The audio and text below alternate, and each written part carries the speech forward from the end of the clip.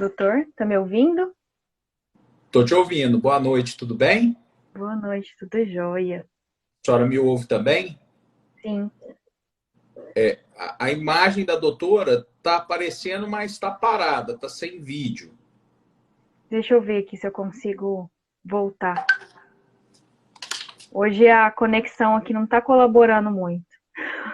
Esse horário das nossas lives tem tido muito trânsito, sabe? Então nós temos, não é um problema só da doutora, não. A gente tem enfrentado aí constantemente esse.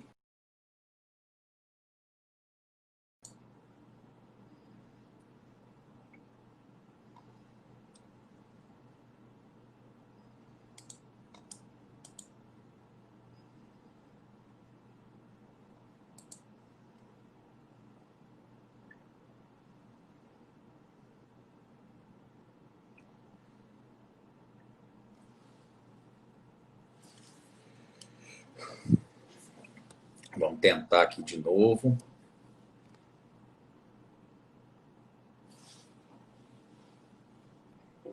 Doutor, saí, entrei de novo, acho que agora deu certo. Agora sim, agora ficou perfeito.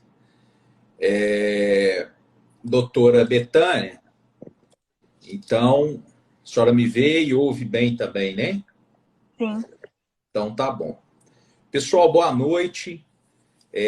Meu nome é Moisés Monteiro. Muitos de vocês já me conhecem porque estamos aqui diariamente, né?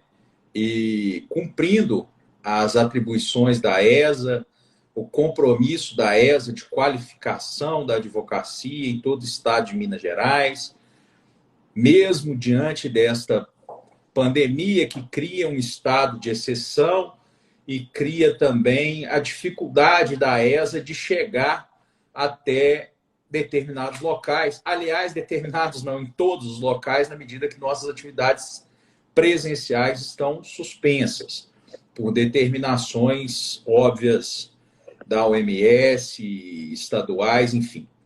Então, a ESA, por intermédio da professora Silvana Lobo, sua diretora-geral, e da sua diretoria, outorgou a mim a honra de coordenar esse projeto aqui de lives que busca levar a advocacia do Estado um conteúdo extremamente qualificado para manter, obviamente, a advocacia informada a despeito dos tempos em que vivemos. Então, agradecemos à professora Silvana Lobo, também a diretoria da OAB, na pessoa do Dr. Raimundo Cândido Neto, na pessoa do Dr. Raimundinho, presidente, e nas pessoas de seus conselheiros aqui, muitos deles presentes aqui, Dr. Disseu Xavier, uma série de conselheiros e conselheiras que passam por aqui. Às vezes a gente não consegue cumprimentar todo mundo, né? Mas temos aqui uma série de pessoas do nosso ciclo aqui da OAB, em nome da ESA, eu cumprimento o conselho na pessoa do doutor Dirceu Xavier, de quem eu já falei aqui. Cumprimento aqui nosso amigo Selmo Fraga, que também tem um programa de gestão de escritório fantástico, o Sejus, advocacia aí que tiver precisando de um programa de gestão, ele é fantástico. Hoje nós vamos receber aqui a doutora Betânia Silva Santana, a quem eu agradeço penhoradamente a disponibilidade, a presença de vir aqui tratar de assunto tão pertinente, tão relevante, tão atual, sobretudo nos tempos de isolamento, cada família na sua casa, né? Então, nós sabemos que nesses tempos, doutora Betânia, a gente tem aprendido a trabalhar com tecnologias outras que não eram as nossas. Então, além do nosso trabalho ordinário, a gente tem que despender tempo aprendendo também a trabalhar com as tecnologias. Então, a gente agradece mais efusivamente a disponibilidade dos professores, porque nós sabemos que são tempos difíceis e tempos nos quais a nossa agenda está ainda mais apertada. Então, a Escola Superior de Advocacia de Minas Gerais agradece a sua disponibilidade, a sua presença, A doutora Betânia é pós-graduanda em Direito das Mulheres, pelo meu curso Inteligência e Tecnologia Educacional, pós-graduada em Ciências Criminais pela Estácio, bacharel em Direito pela Faculdade de Direito de Franca e advogada da nossa querida seção de Sacramento, e está aqui conosco hoje para tratar do tema Justiça Restaurativa e Violência Doméstica, que é um tema que gostaríamos nós de não termos que tratar desse tema, mas infelizmente é um tema bastante recorrente, razão pela qual eu reitero os agradecimentos e passo a palavra à professora Betânia. Boa noite a todos os presentes. Gostaria de agradecer a presença aqui em especial do Dr. Caires Lincoln, presidente da OAB aqui de Sacramento, e a ESA também, da OAB de Minas, pela oportunidade. Realmente falar sobre esse assunto nesse período é muito importante, né? Já participei de algumas lives envolvendo essa temática de gênero, violência doméstica, e em tempos de pandemia e isolamento social, o que a gente tem percebido é um aumento muito grande de denúncias voltadas a essa questão da violência doméstica e familiar. Então, a gente discutir sobre esse assunto, tratar um pouquinho disso é realmente muito, muito relevante, né? A gente teve uma crescente aí de 9%, de acordo com o que foi apurado, assim, uma pesquisa no mês de abril, pelo Ministério da Mulher, mas acredito que esses números estão até muito, muito longe da realidade, né? O que a gente vê aí acompanhando nas redes sociais, principalmente o Twitter, que o pessoal expõe mais, né? Denúncias de brigas de casais e tudo. Então, tem uma nota pública do Fórum de Segurança Pública que traz essa questão de violência doméstica e familiar, que eles apresentaram um número de mais de 400 mil menções envolvendo briga de casais no Twitter. Então, acredito que esse número aí de aumento de violência doméstica e familiar, apurado pelo Ministério da Mulher, está até um pouco longe da realidade, né? Porque acaba que estamos todos em casa, né? Muitos, assim, sem trabalhar, alguns sem trabalhar, em razão das funções que desempenham normalmente, né? Em tempos de normalidade, que não convivem aí com a questão da pandemia. Então, a gente tá todo mundo assim muito tenso, muito nervoso, né, com toda essa situação. É realmente algo muito difícil. A gente não ter essa liberdade de vir, não conseguir desempenhar nossas atividades pessoais e profissionais como antes, né? Então, gera realmente um aumento de tensões. E não que isso seja uma justificativa, mas acaba ocasionando ainda mais, né, violência verbal, agressão física e coisas assim. Então, é muito importante a gente falar sobre isso. E é um tema que eu digo que é bastante polêmico também, né? Porque nem todas as pessoas são a favor da justiça restaurativa aplicada a casos de violência doméstica e familiar.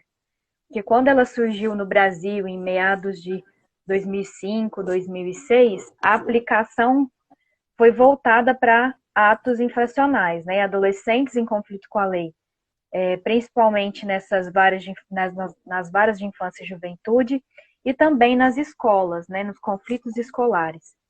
O Tribunal de Justiça do Rio Grande do Sul foi um dos pioneiros com a implantação do projeto Século XXI, e posteriormente o Tribunal de Justiça de São Paulo, que estão assim desempenhando um trabalho muito bom nessa área de justiça restaurativa.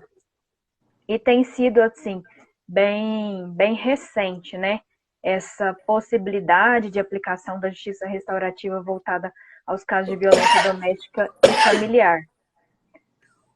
A comarca de Ribeirão Preto, por exemplo, que tem um trabalho muito bom, que eu tive a oportunidade de conhecer o núcleo deles pessoalmente, que é coordenado pela doutora Carolina Gama, que é a juíza responsável pelo anexo de violência doméstica e familiar lá na comarca. O trabalho começou em 2018, mais ou menos em maio, junho. Então, quando eu conheci, eles estavam com um pouco mais de um ano. Então, era algo bem recente. Eles estavam, assim, em fase de testes mesmo, né? Da aplicação da justiça restaurativa nesses casos de violência doméstica e familiar. E para quem não teve nenhum contato com esse tema, a justiça restaurativa é esse novo olhar para o conflito, né, para as partes envolvidas, para a comunidade.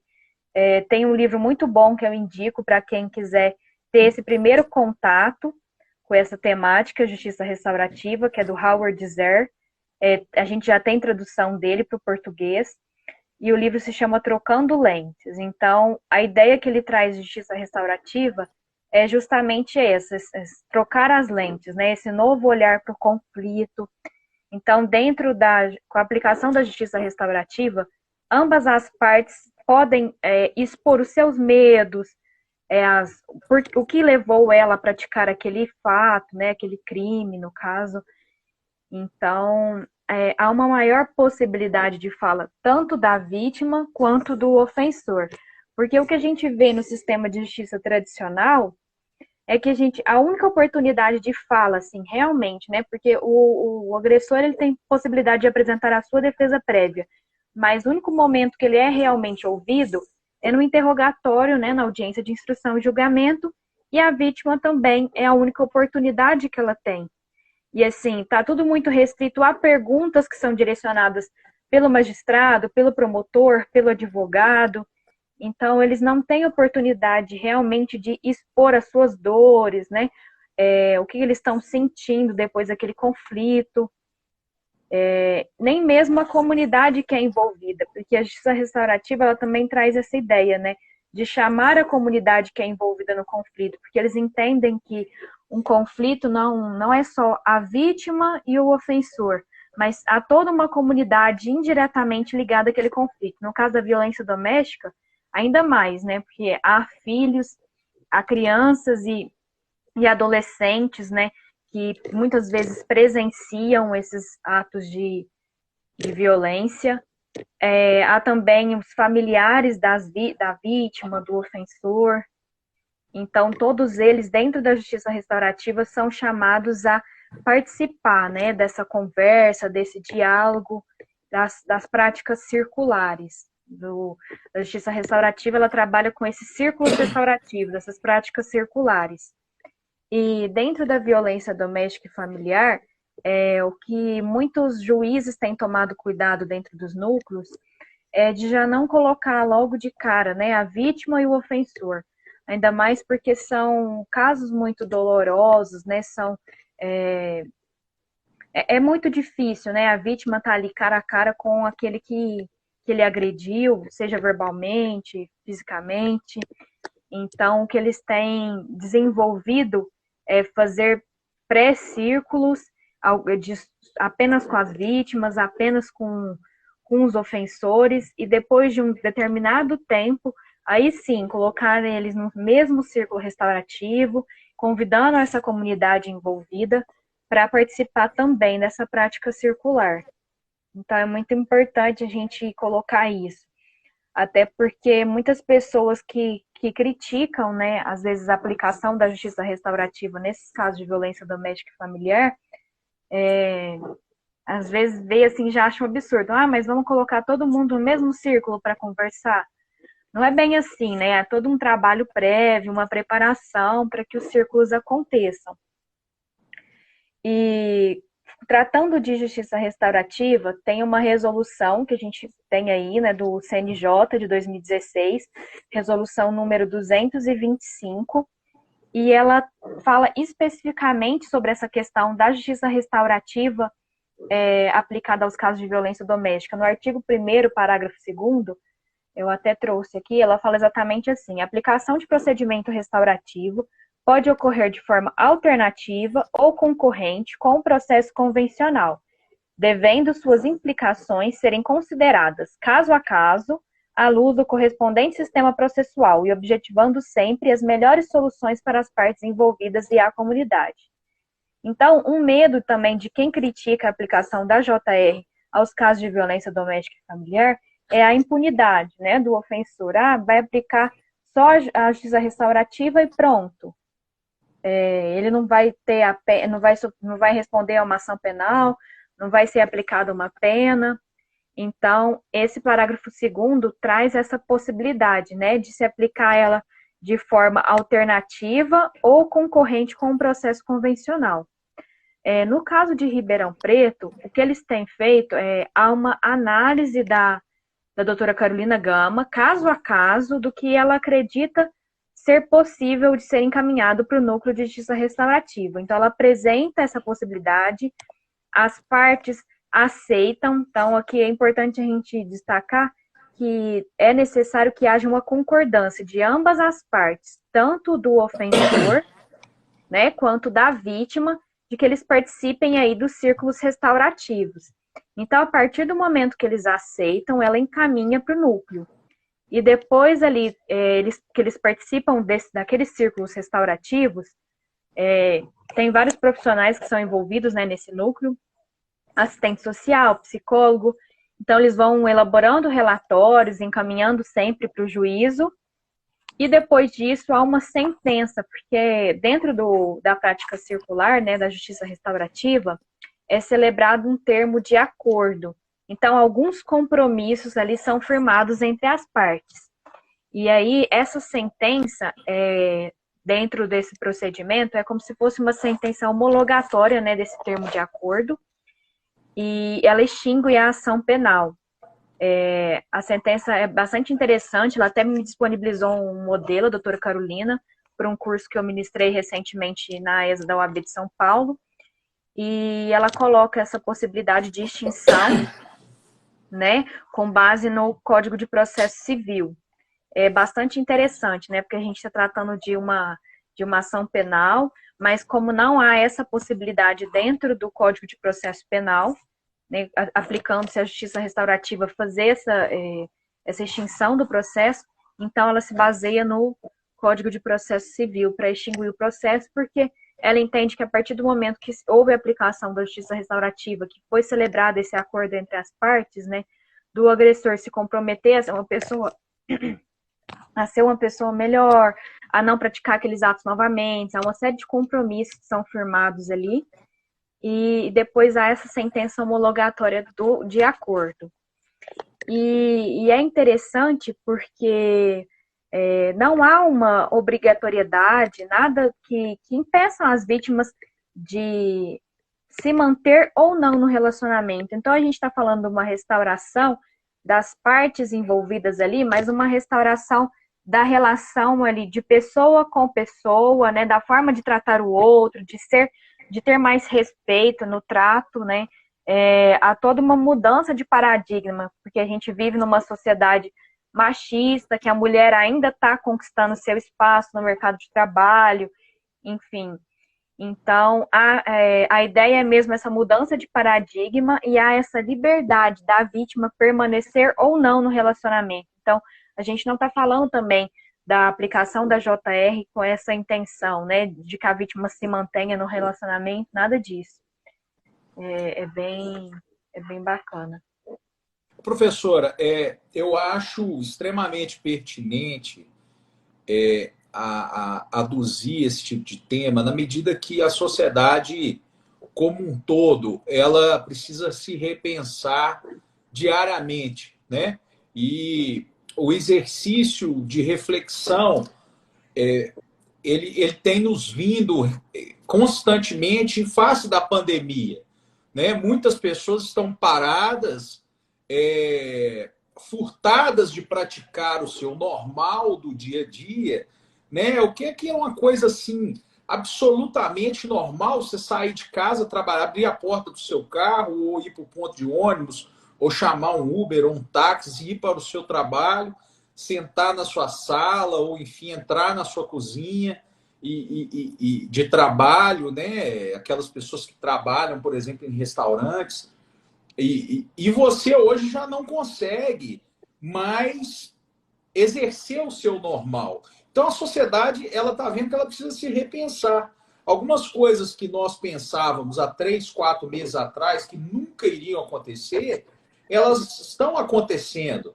Né? Alguns lugares que a gente passa na cidade e fala assim, esse lugar nunca ia fechar ou nunca ia falir porque ele é um lugar que bomba e que acontece e a gente está passando na frente desses lugares hoje vendo que a realidade mudou. E assim como a realidade mudou no nosso dia a dia, de forma absolutamente rápida, né, surpreendente nesses últimos tempos, a consciência da sociedade em relação à violência doméstica, ela vem a passos de tartaruga, sofrendo também uma mutação, um reconhecimento da necessidade de se olhar para essa questão com mais acuidade, na medida que as formas de combate elas se mostram ainda insuficientes, né? A conscientização dos tipos de violência doméstica. Nós vemos, por exemplo, violência doméstica que vai para além da violência física, que são coisas que a gente não... que na sociedade odierna, elas começam a se apresentar no consciente das pessoas como elas não se faziam anteriormente. Então a gente assistia uma novela e muitas vezes não entendia.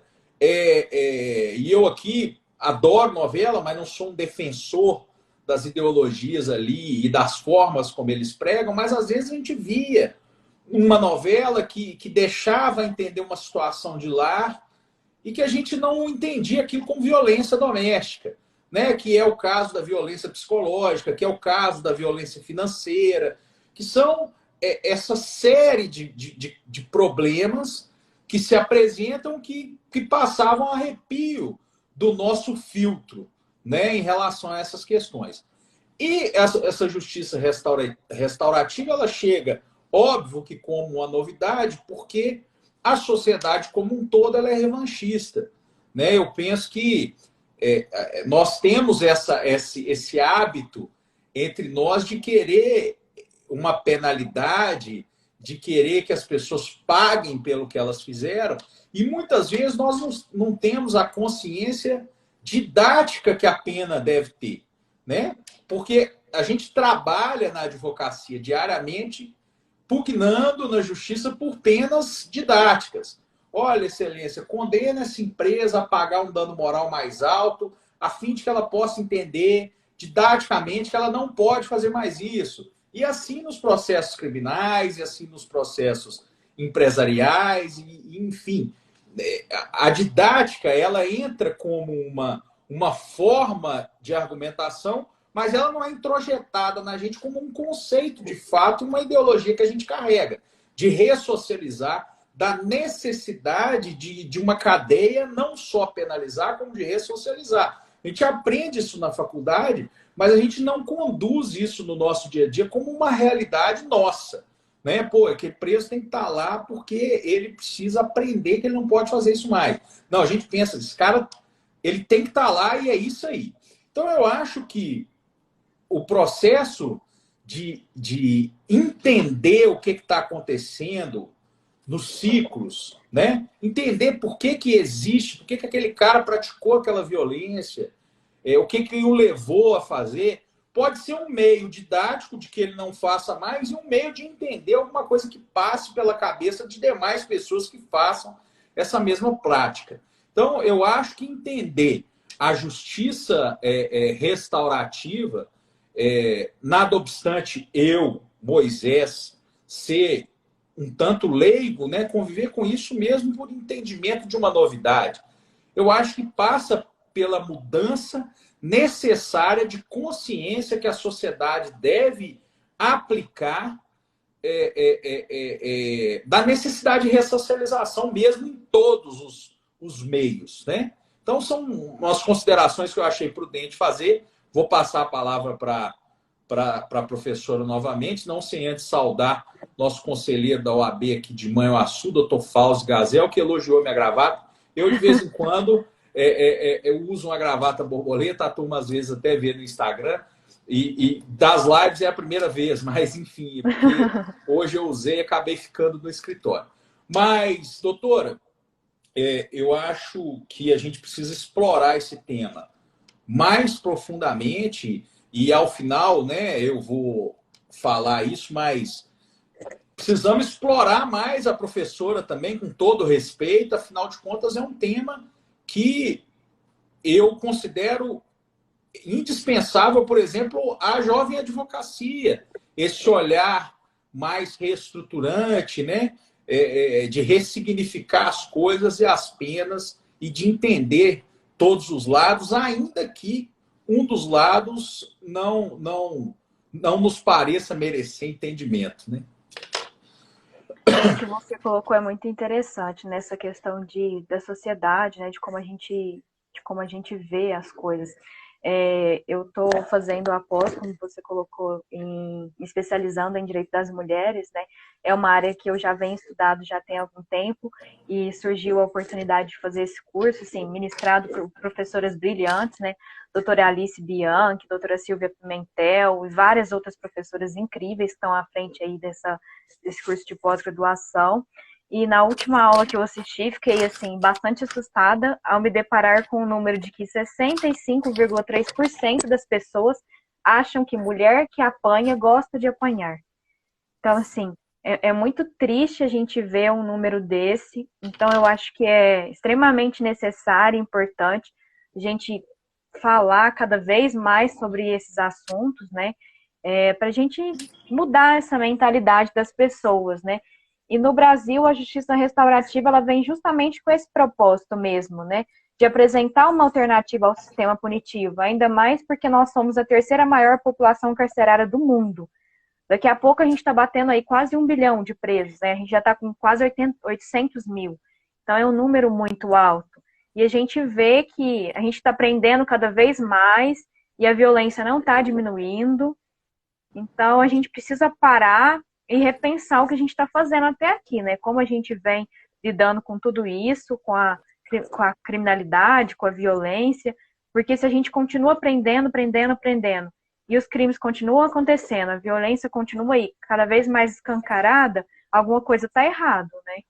Então, a justiça restaurativa, o Daniel Achuti é um grande estudioso do tema, e ele apresenta justamente isso, né? Essa possibilidade da gente pensar a justiça restaurativa como um novo olhar, né? Um sistema alternativo somente à aplicação da pena, né?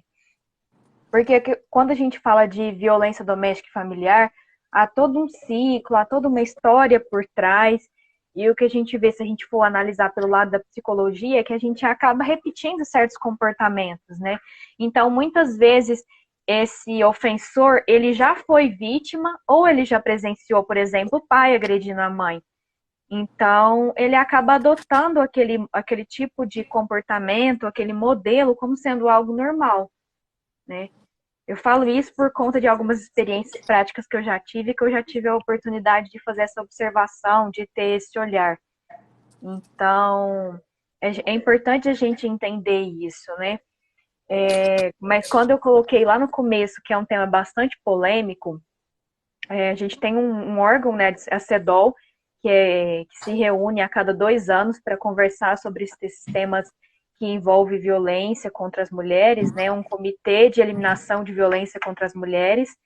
Em uma última recomendação que foi editada, a recomendação número 33, há um tópico, né, digamos assim, que eles mencionam, eles recomendam, na verdade, aos estados, eu vou até separei aqui para ler, artigo 58, o comitê recomenda que os estados partes assegurem que casos de violência contra as mulheres, incluindo violência doméstica, sob nenhuma circunstância sejam encaminhados para qualquer procedimento alternativo de resolução de disputas.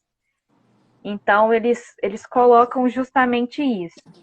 E aí, acaba ficando um pouco polêmico, né, esse assunto, porque o artigo 41 da Lei Maria da Penha já traz também essa ideia de não se aplicar os juizados, porque o que a gente via antes disso é que lesão corporal leve, por exemplo, antes desse artigo 41 passar a integrar a Lei Maria da Penha, a gente tinha aplicação de transação penal, suspensão condicional do processo, composição civil, e tudo isso para esses casos envolvendo infrações de menor potencial ofensivo, né? Mesmo sob a égide da Lei Maria da Penha.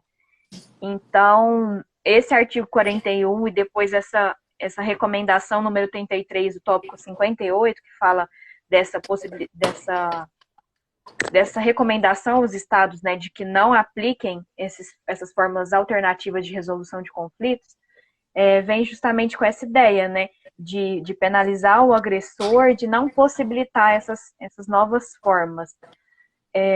Eu, particularmente, sou contra, né, essa recomendação aí, porque o que a gente tem visto, eu fui, durante a graduação, estagiária do Ministério Público, também fiz estágio na vara criminal em Sacramento, né, no TJMG, e tem aumentado cada vez mais os casos, a gente prende um tempo, a vítima acaba retornando para aquele relacionamento íntimo violento, e aqui, assim, apresentando um dado, mas sem nenhum julgamento, porque a gente sabe que é um caso muito complexo, né? Muitas dependem emocionalmente, financeiramente, têm medo de perder a guarda dos filhos, de não conseguir sustentar os filhos, então acabam se mantendo nesse relacionamento. E aí a gente aplicando o sistema de justiça tradicional tem resolvido isso? Então é necessário a gente repensar mesmo novas formas, novos métodos, né, de trabalhar aí com esse tipo de conflito. E eu acho sim que a justiça restaurativa tem muito potencial.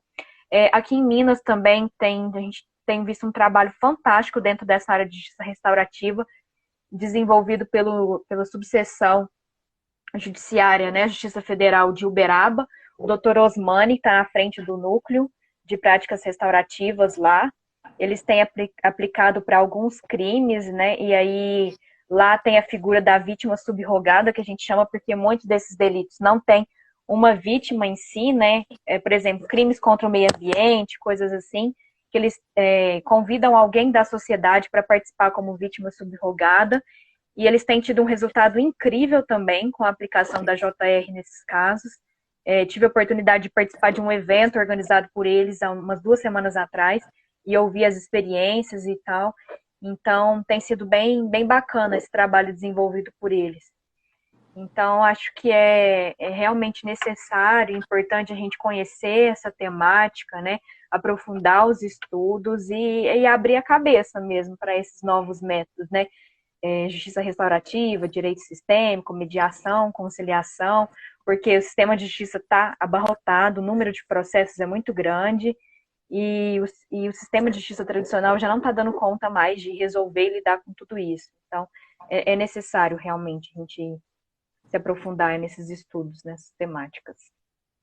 Professor, eu acho que é muito cômodo a gente julgar situações segundo as facilidades de entendimento, né? Então, por exemplo, a pessoa apanhou e voltou para o relacionamento, a gente tem a tendência de já definir que aquela pessoa gosta daquela circunstância de apanhar, né? Ninguém gosta de apanhar, né?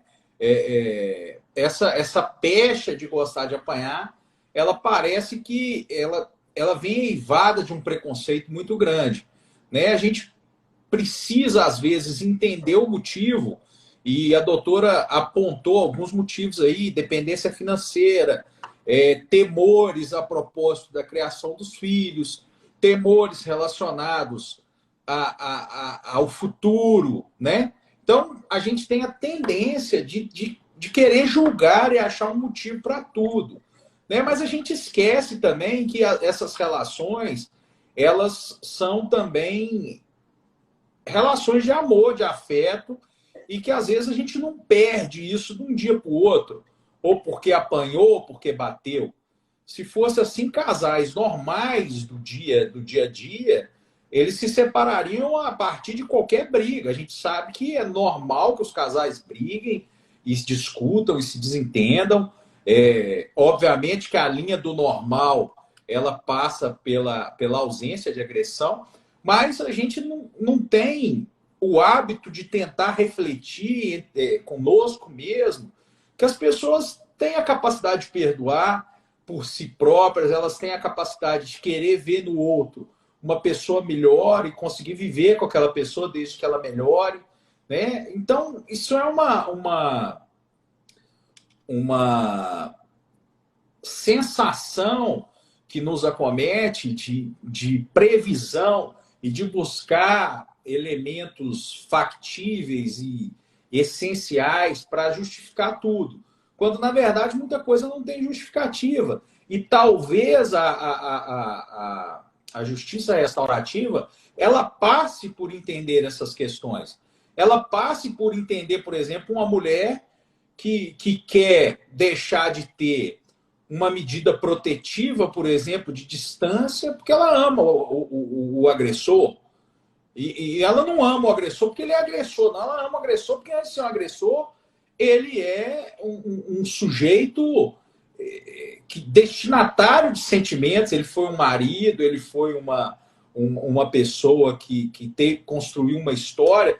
Então, não é simplesmente porque, de repente, ele agrediu que ele precisa ser desprezado totalmente, nem essa mulher precisa sofrer a interpretação de que ela, de repente, é uma mulher de malandro, ela gosta de apanhar. Então, acho que talvez falando assim de forma bem clara, talvez passe pela necessidade mesmo da sociedade entender os dois lados, né? Pô, a doutora falou assim, por que aquele cara bateu?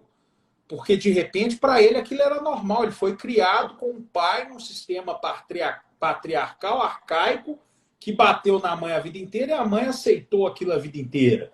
E, por causa disso, ele veio refletir isso no seu relacionamento. De repente, tem um outro que gosta de bater e que simplesmente precisa saber o seguinte, bicho, não pode bater.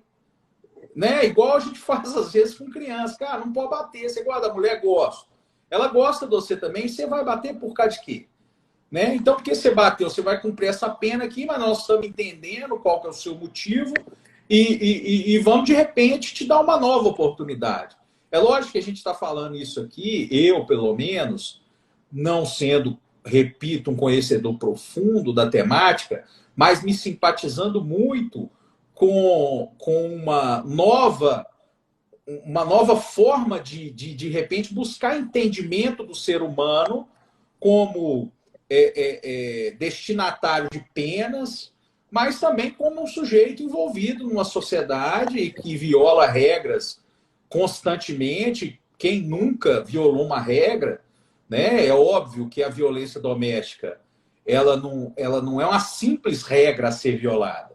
Ela é um tabu que precisa ser combatido, mas é um tabu que acontece entre entes sociais. E os entes sociais, eles têm sentimentos, eles têm relações, eles têm vida própria, eles têm formas de poder ter uma personalidade corrigida, né? Uma estrada, quando ela está errada, o engenheiro vai lá, quebra ela e faz uma outra estrada. Eu acho que o ser humano precisa passar por isso também. E ele precisa ter oportunidade de passar por isso. Então, nós não podemos, na minha modesta opinião, buscar entender as coisas de forma literal sempre e nem sempre ter aquele mesmo paradigma de Kelsen, né? Se A é, B deve ser, e se não B, C deve ser. Ou seja, não, se A é, beleza, tem que ser B, mas vamos entender por que A é A e B se portou dessa forma. Então, eu acho que, assim como a psicanálise, a psicologia evoluíram mundialmente para o entendimento do ser humano, para buscar corrigir mazelas internas, por que não o direito também se valer disso para poder entender as estruturas e os acontecimentos?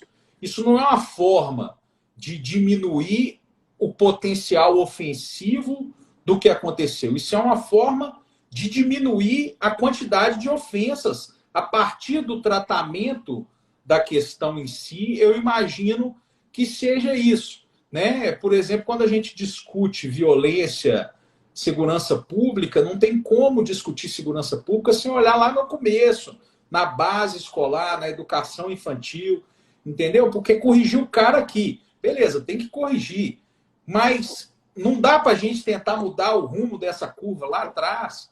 Então, eu penso que tudo que vem com esse condão de buscar corrigir uma trajetória cujo final é sempre um final meio trágico, é um benefício muito grande para a gente, enquanto operadores do direito e enquanto entes sociais. A doutora Cristiane Lara colocou duas questões aqui que eu achei muito pertinentes. Primeiro, ela colocou como fica a justiça restaurativa quando o agressor nega o cometimento da violência.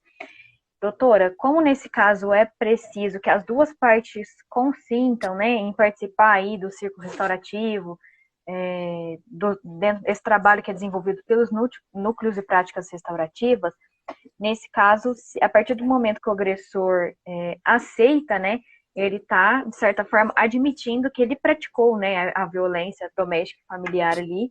Então, ele está consentindo com participar ali dos círculos, né, fazendo esse compromisso. Então, nesse caso, é necessário que realmente ambas as partes concordem, né?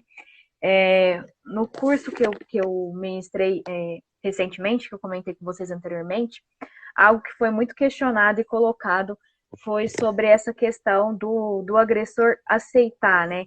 Dele ter essa visão, às vezes, de que vai ser uma coisa mais fácil participar e depois lá na frente, nesse caso, quando o processo de justiça restaurativa ele substitui o processo penal, digamos assim, dele querer fugir da responsabilidade, né, de uma pena. Só que eu acho que vai muito da forma como tudo isso é trabalhado dentro dos núcleos, né? Porque a gente alia várias atividades ali. Tem a conversa sobre masculinidade tóxica, sobre o papel da mulher na sociedade, né? Se aliam também algumas oficinas para essas mulheres conquistarem sua dependência financeira, por exemplo, que é um dos motivos que mantém essas vítimas dentro desse relacionamento íntimo violento, né?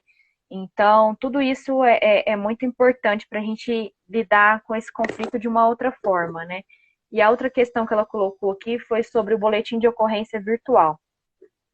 Na semana passada, eu recebi uma pergunta nesse sentido, entrei no site da delegacia de Polícia Civil de Minas, né, no site da Polícia Civil de Minas, e ainda não tinha sido implementado. Quando eu olhei, eu não tive oportunidade de entrar novamente essa semana para ver se eles já tinham implementado essa questão do registro de ocorrência de violência doméstica e familiar. Mas até na semana passada, quando eu tinha olhado, ainda estava em fase de implementação.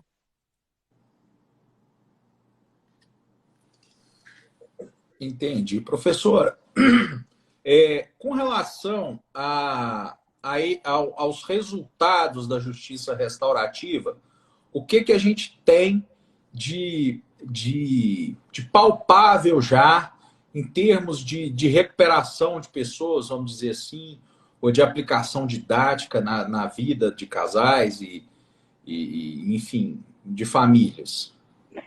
Então, como ainda é muito novo esse trabalho, né, de justiça restaurativa aplicada aos casos de violência doméstica e familiar no Brasil, a gente ainda não tem muitas pesquisas com dados nesse sentido. Mas o que eu tive a oportunidade de tomar conhecimento desse trabalho que eu acompanhei em Ribeirão Preto, que a coordenadora a doutora Silvia me relatou, que muitas vítimas procuraram ela depois de participar desses círculos e falaram realmente que o agressor tinha se tornado uma outra pessoa, de que ele tinha mudado um comportamento. Então, eles estavam tendo um resultado bastante efetivo lá. Entendi. Professor, eu preciso destacar aqui a presença da nossa diretora-geral na live, doutora Silvana Lobo, que nos acena aí, e mais acima, não sei se a doutora viu, ela agradece a professora e disse obrigado, professora, e ressaltou a relevância do tema. A professora Silvana Lobo é uma diretora geral extremamente aguerrida, que não se furta mesmo às atribuições de qualificação da advocacia, já rodou o estado inteiro pessoalmente, e além de muito querida e muito competente. Então, ela veio aqui, especialmente nos saudar, a gente fica muito grato, porque a gente sabe também que a agenda da professora Silvana ela é extremamente comprometida, né? Imagina. Muito obrigada, doutora. Professora, também temos aqui um relato lá de Ubá, da subseção de Ubá, dizendo que lá eles estão tendo muitos resultados positivos com palestras sobre Lei Maria da Penha lá no salão do Tribunal do Júri. E a doutora Cristiane, aí, que você falou mais cedo, é da Comissão da Mulher Advogada lá de Itaúna. Então, a gente vê que é um assunto que está tomando vulto, né? Eu acho que passa pela justiça restaurativa essa ação aí da subseção de Ubá e dessas reuniões com os acusados de praticar de incorrer, né, no crime da Lei Maria da Penha. A senhora tem notícia de mais locais em Minas Gerais que estão se valendo e fomentando essa justiça restaurativa? Bom, ainda não tive nenhuma notícia. Uberaba mesmo, que eu tive contato com esse procedimento aí, mas voltado para dentro da Justiça Federal, né? No estado, no Rio Grande do Sul é bem forte, isso, o Tribunal de Justiça de São Paulo também está bem forte. TJ da Bahia também, tive a oportunidade de conversar com uma professora que também tem desenvolvido um trabalho, um acompanhamento lá. Mas dentro do estado de Minas, que tem implementado a AJR em caso de violência doméstica e familiar, não tive contato com nenhuma experiência ainda. Entendi. Então, nós somos privilegiados aqui na ESA, na medida que nós estamos tendo um contato em caráter prioritário, em primeira mão, com uma profissional aí mineira de uma de nossas subseções que milita nessa área tão importante. E eu fiz as minhas considerações, óbvio, professor, de forma muito perfunctória, né, de forma superficial, porque eu nada obstante coordenar as lives, eu sou advogado trabalhista. Então, às vezes a gente precisa buscar entender algum tema para a gente comentar, mas é um tema, o tema da sensibilização a propósito do sentimento humano e daquilo que desperta o ser humano a certas ações, é um tema afeto ao direito do trabalho, que é um direito, por excelência, extremamente social e voltado para as causas sociais, né? Então, esse entendimento do ser humano, ele é muito aplicado na relação do trabalho. Então, eu sou muito sensível às questões de violência doméstica. Outro dia nós tratamos desse tema aqui com a professora Amanda Mello, que é uma criminalista aqui de Belo Horizonte, da Comissão OAB Jovem, e eu acho extremamente pertinente a gente falar de uma abordagem de solução do problema, uma abordagem que, como eu disse aqui, perpassa pelo entendimento do problema e não simplesmente por pegar aquele problema e dar a ele uma pena ou simplesmente achar que puramente a identificação e a tipificação penal daquilo com a imputação de uma medida protetiva ou de uma pena seja a solução do problema. A solução passa pela ressocialização e foi essa a opção do Constituinte, desde sempre, de buscar a ressocialização, né? Então, acho que esse tema é muito importante e nós temos aqui, professora, mais, segundo os meus cálculos, 8 minutos, porque o Instagram ele não conhece nenhum tipo de decoro e nem respeita a prerrogativa hierárquica de quem o comanda. Ele derruba a gente com 1 hora, pode ser o presidente da República ou dos Estados Unidos, ou o Papa, ele derruba a gente com 1 hora. Então, eu passo as palavras para as suas considerações finais. Certo. Você colocou uma questão, né, muito importante, dessa questão aí de fazer essa reflexão mesmo, de entender a relação humana. E eu acho, assim, que o primordial para a gente poder lidar, né, com esse conflito de uma nova forma, antes de mais nada, uma capacitação mesmo de todos os servidores, né, do Poder de Justiça, do Poder Judiciário e de todos os órgãos que se envolvem, né, Polícia Militar, Polícia Civil, eu tenho falado muito sobre isso também. Tive a oportunidade de participar da Conferência Nacional da Mulher Advogada em Fortaleza e apresentar um artigo sobre isso em companhia de uma colega advogada de Bebedouro. E a gente falou muito disso, dessa necessidade, né, do atendimento especializado essas vítimas, né? Você falou muito de acuidade, cuidado. Então é justamente isso. O que a gente tem visto é que quando essas vítimas passam por todos esses órgãos, né, ela acaba sofrendo um processo de revitimização, porque há essa violência institucional também. Então a gente precisa, antes de mais nada, capacitar todos os servidores que estão ali envolvidos nesse processo, né? Policiais civis, militares, servidores do próprio Poder Judiciário, porque é necessário uma capacitação específica, né, para lidar com essas vítimas, né, de uma forma mais cuidadosa, mais empática.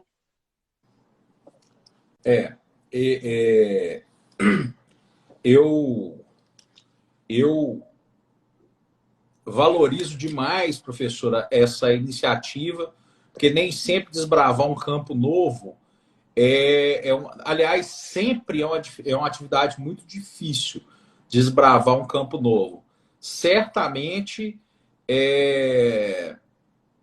certamente quem desbrava novos campos bebe água limpa, a gente sabe disso, mas até achar essa água é muito difícil, sobretudo quando a gente combate toda uma estrutura arraigada na sociedade, toda uma conceituação introjetada e que a gente precisa trabalhar aquele trabalho de formiguinha. Não é bem assim, vamos entender, né? Eu acho que deve ser muito difícil, por exemplo, chegar numa reunião de família, como é para a gente da advocacia trabalhista ou da advocacia criminal, chegar numa reunião de família e explicar para alguém que é empresário, um primo que é microempresário, ou que é dono de uma loja, enfim, que você trabalhou numa causa em que o trabalhador teve um êxito muito grande, então ele acha que a justiça do trabalho está ali para prejudicar os empresários, assim como as pessoas às vezes acham que o Ou que direito advogado penal... criminal defende bandido, né? Exatamente. Então, essa cultura arraigada é que ela precisa ser quebrada dentro da gente como uma expansão de consciência mesmo e de entendimento do que a gente pode extrair de bom da sociedade, até mesmo daquilo que é ruim, aparentemente, daquilo que nos fere, né? Então, eu parabenizo a doutora. Queria saber, me surgiu uma curiosidade aqui, se em decorrência da sua ida à Fortaleza, no Congresso Nacional da Mulher Advogada, a doutora não testou positivo para Covid-19, não, né? Nossa senhora, pelo amor de Deus, várias colegas, inclusive essa menina que dividiu o quarto comigo, teve suspeitas de coronavírus.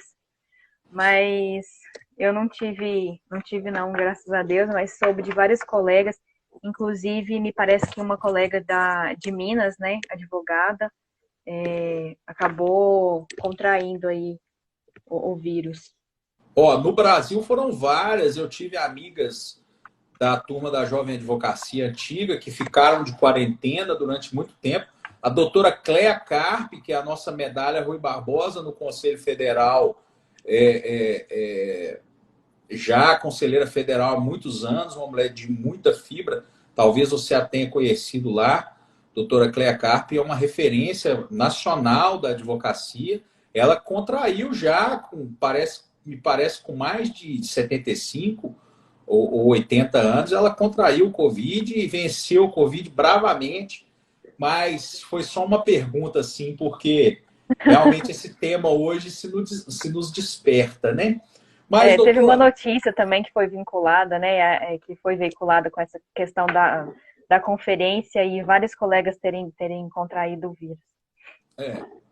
doutora, eu queria primeiramente agradecer novamente a doutora Silvana, ao professor André Soares, que sempre prestigia a gente aqui, ao Selmo, que eu já falei dele, ao doutor Vicente Flávio, diretor da Caixa de Assistência dos Advogados, que presta um trabalho de psicológico à advocacia e realmente um suporte nessa questão emocional da advocacia, é um trabalho de excelência.